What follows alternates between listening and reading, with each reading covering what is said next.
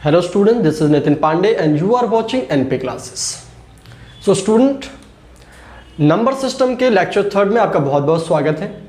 आज हम कुछ प्रॉपर्टीज इरेशनल नंबर के डिस्कस करने वाले हैं।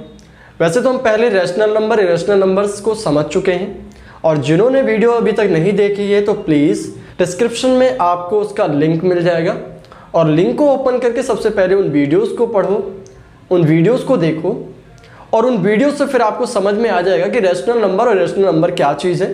पूरा नंबर सिस्टम जब आपको उसमें रेशनल इरेशनल इंटीजर्स वगैरह के बारे में समझ आ जाएगा तो यहाँ पर आपको रेशनल नंबर की प्रॉपर्टीज़ को काफ़ी आसानी होगी समझने में। तो चलिए टाइम ख़राब ना करते हुए हम डिस्कस करते हैं कि क्या प्रॉपर्टीज़ हैं इरेशनल नंबर्स की। ठीक है, ये ज़रूरी नहीं है कि एग्ज़ाम पॉइंट ऑफ व्यू से कि एग्ज़ाम में ही आएगा तो हमें पढ़ना होता है। चीज़ें हमें मालूम होनी चाहिए, कभी भी कैसे भी क्वेश्चंस उसके ऊपर बन सकते हैं, तो हमें हर चीज़ मालूम होना काफ़ी ज़रूरी होता है। ज़्यादा बड़ी वीडियो नहीं होगी, नॉर्मल सा टॉपिक है, छोटी सी चीज़ है, लेकिन फिर भी आपको समझ ज़रूर आनी चाहिए। ठीक है, चलिए देखते हैं। तो देखिए स्टूडेंट, जनरली हमें पहली प्रॉपर्टी की हम बात कर रहे हैं। फर्स्ट प्रॉपर्टी क्या है? हमें जनरली मालूम है कि sum of the irrational number, sum of the irrational number, बार बार बता रहा हूँ, sum of the irrational number, अगर हम इरेशनल नंबर्स को ऐड करते हैं तो बेसिकली इरेशनल नंबर ही आता है।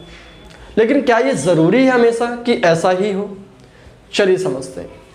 जैसे मान लो अगर मैं बोलता हूँ कि √5 या √5 दोनों को ऐड कर दिए, कितना आएगा? 2√5। ये क्या है? एक इरेशनल नंबर है। लेकिन मैं आपको एक चीज़ आज बताऊंगा कि सम ऑफ irrational numbers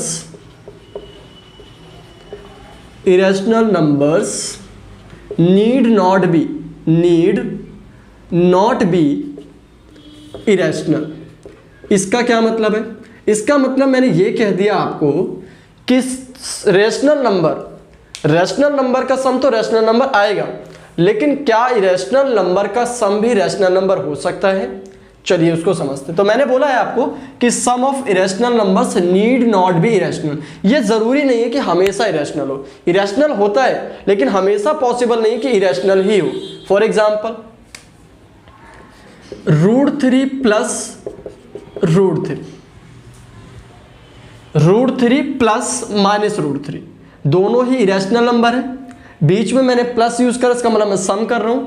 अब आप इनको देख लो, ये कैंसिल होके आ जाएंगे 0, और 0 कैसा है? 0 एक क्या है? इंटीजर है। 0 एक इंटीजर है और इंटीजर क्या बनाते हैं? Rational number. तो ये एक रेशनल नंबर है, ये तो इरेशनल नहीं आया। तो उसका मतलब ये हुआ कि sum of the irrational numbers need not be irrational. जरूरी नहीं है कि हमेशा इरेशनल आए, इरेशनल होंगे लेकिन ये जरूरी नहीं है कि हमेशा पॉसिबल। ठीक है, चलिए सेकंड टॉपिक, इसमें सेकंड पॉइंट देखते हैं।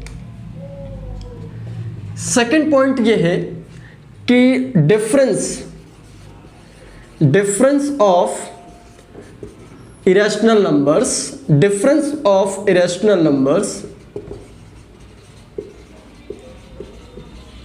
Need not be irrational. अब मैंने एक चीज और आपको बोल दी, मैंने ये चीज़ बोली कि अगर हम इरेशनल नंबर को आपस में सब्ट्रैक्ट करते हैं एक दूसरे से तो ये ज़रूरी नहीं कि हमेशा इरेशनल आए, आएगा ज़रूर लेकिन ये ज़रूरी नहीं कि हमेशा आए। देखो जैसे मैं 3√2 - 2√2 करता हूँ, 3√2 को 3√2 से 2√2 को माइनस किया तो 1√2 बचेगा, और √2 क्या है? ये एक इरेशनल नंबर है। अभी कैसे इरेशनल है? जिस स्टूडेंट ने अभी तक नहीं समझा इरेशनल नंबर को तो प्लीज़ डिस्क्रिप्शन में आपको इसके लिंक मिल जाएगी, आप ज़रूर इसको ज़रूर देखिए उस वीडियो को, आपको इरेशनल और रेशनल नंबर में डिफरेंस समझ आएगा, तभी ये प्रॉपर्टीज़ आपको समझ भी आएगी। तो यहाँ पर √2 क्या है? एक इरेशनल नंबर है। लेकिन क्या ये हमेशा पॉसिबल है? मैं यही चीज़ आपको बता रहा हूँ कि हमेशा पॉसिबल नहीं है। मैं हमेशा की बात कर रहा हूँ, ऐसा नहीं कि आप कल के दिन बोलो कि आपने तो बोला था इरेशनल नंबर का डिफरेंस इरेशनल नंबर नहीं आता। मैं बार बार फिर से रिपीट कर रहा हूँ कि sum of the irrational number irrational आएगा, difference of the irrational number irrational आएगा। नीड नॉट बी ट्रू का मतलब है कि हमेशा जरूरी नहीं है कि ये कंडीशन, ये पॉसिबल, हमेशा की बात कर रहा हूं कि हमेशा नहीं होगा। अब देख सकते हैं √2 माइनस √2 कर दूं, क्या आएगा ये 0। √2 माइनस √2 कर दूंगा, क्या आया हमारे पास 0।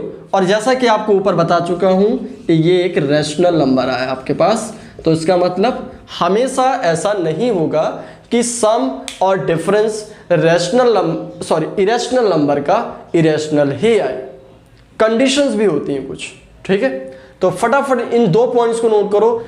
केस थर्ड, क्या प्रोडक्ट ऑफ रैशनल नंबर हमेशा इरेशनल नंबर ही आता है, उसके ऊपर ध्यान देते हैं। देखो, प्रोडक्ट ऑफ इरेशनल नंबर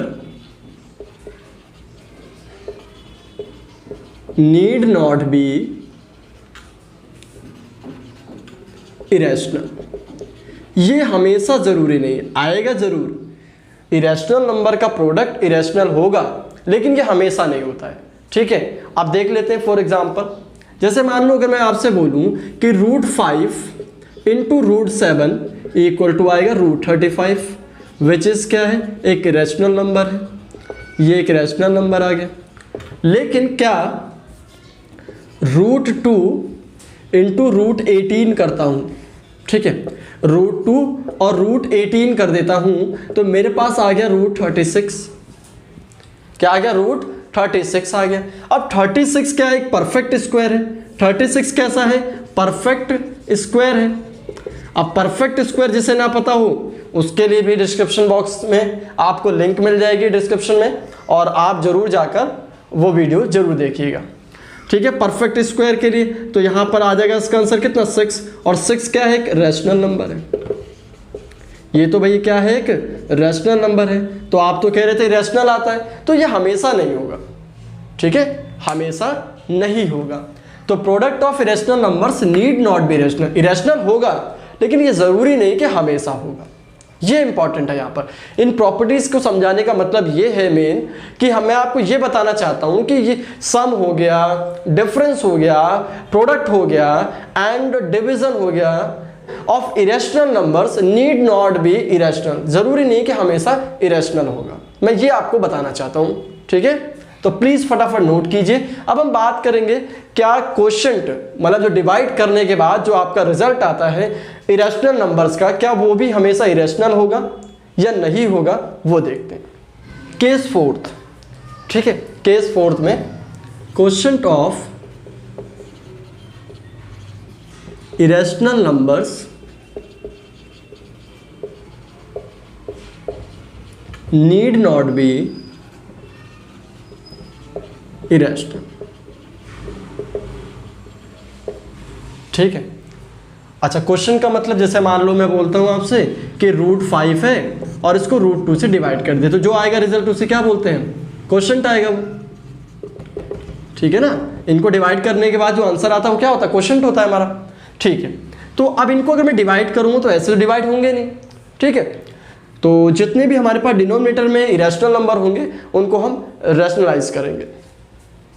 तो √5 √2 इंटू √2 जो नंबर है उससे ही मैंने ऊपर मल्टीप्लाई करा, नीचे भी करा, तो नीचे आ जाएगा, ऊपर आ गया √10, नीचे आ गया 2। अभी भी ये तो रैशनल है लेकिन ये क्या है, इरेशनल है, तो इसका मतलब ओवरऑल क्या हो गया, इरेशनल नंबर हो गया। तो अभी तो इरेशनल नंबर आया, लेकिन मैंने क्या बोला है, नीड नॉट बी इरेशनल। अच्छा, वो कौन सा केस होगा, तो वो केस देखिए आप, मैं यहां पर सेकंड एग्जांपल ले रहा हूं। उसमें सेकंड एग्जांपल से मैं आपको बताऊं कि हमेशा इरेशनल नहीं आएगा। तो देखते हैं कैसे।